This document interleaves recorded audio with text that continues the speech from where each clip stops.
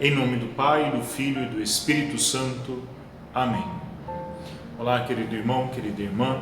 Que bom podermos mais uma vez nos aproximar da Palavra de Deus, uma palavra que nos dá a graça de mergulharmos no horizonte de quem é Jesus, da sua identidade. Jesus propõe duas perguntas. A primeira dela: quem dizem que eu sou?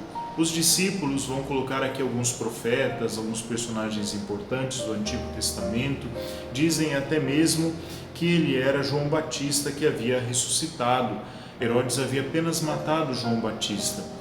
Por trás dessas respostas dos discípulos, talvez esteja uma certa opinião pessoal. Eles dizem o que os homens pensam de Jesus. No fundo, talvez eles pensassem a mesma coisa. Mas quando Jesus pergunta: e vós, quem dizeis que eu sou? Pedro vai responder: tu és o Cristo de Deus.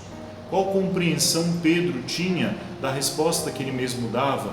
Nós não sabemos, mas muito provavelmente, lendo o Evangelho, compreendemos que Pedro não tinha uma visão tão purificada sobre o que significava Messias. No Antigo Testamento, o Messias, em grego Cristo, em português ungido, seria alguém que viria da parte de Deus para libertar o seu povo da opressão temporal. Neste momento aqui, o pequeno reino de Judá estava sendo dominado por Roma, tinha se transformado já em uma colônia romana. Anteriormente eram os gregos, anteriormente os persas e antes mesmo os babilônios, e há mais de 500 anos estes homens não conheciam o que era a liberdade, um reino livre. Mas Jesus veio para libertar o homem muito mais do que apenas nesta dimensão temporal. Também existe essa libertação da dimensão temporal, mas aqui principalmente Jesus quer levar Pedro a uma compreensão mais profunda de quem era o Cristo, de quem era o Messias. Marcos e os outros evangelistas, mas de modo muito especial Marcos, tem algo no seu evangelho que nós chamamos de segredo messiânico, ou seja, Jesus não fala para ninguém quem ele é, não diz que ele é o Messias, porque a compreensão de Messias, como acabamos de perceber então, daquelas pessoas do tempo de Jesus, era uma visão equivocada. Jesus precisava primeiro purificar esta visão de Messias, e é isso que ele faz com Pedro. No evangelho de hoje, então o Senhor, logo após ouvir a resposta de Pedro, vai dizer: é necessário que o Filho do Homem padeça muitas coisas, seja rejeitado pelos anciãos, pelos príncipes dos sacerdotes e pelos escribas, é necessário que seja levado à morte e ressuscite ao terceiro dia. Por esta ninguém esperava que fosse necessário que o Cristo passasse pela morte, e mal sabiam eles que seria uma morte tão violenta como aquela da cruz. Então isto trouxe um grande escândalo. Os discípulos não conseguem ouvir, porque lhes dói muito pensar na morte de Jesus.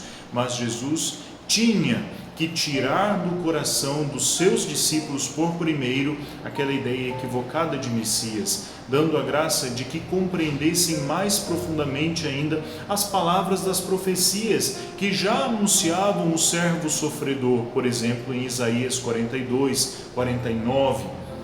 O servo sofredor, aquele que sofrendo por seus sofrimentos, por suas chagas, nos curaria.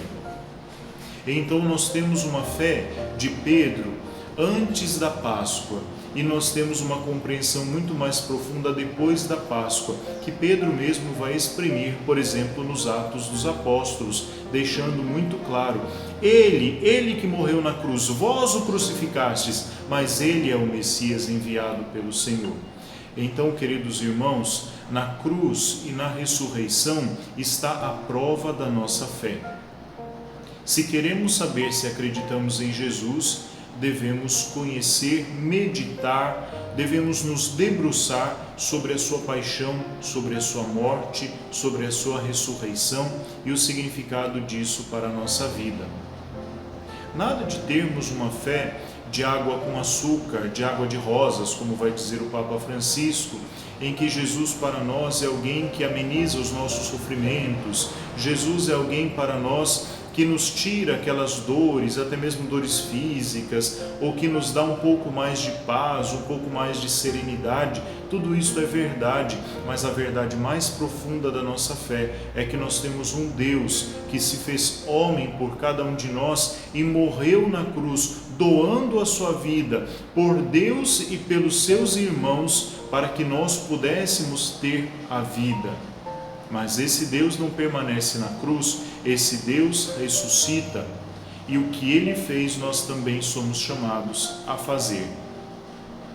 Nós não podemos aceitar permanecermos em uma religião que seja para nós água com açúcar.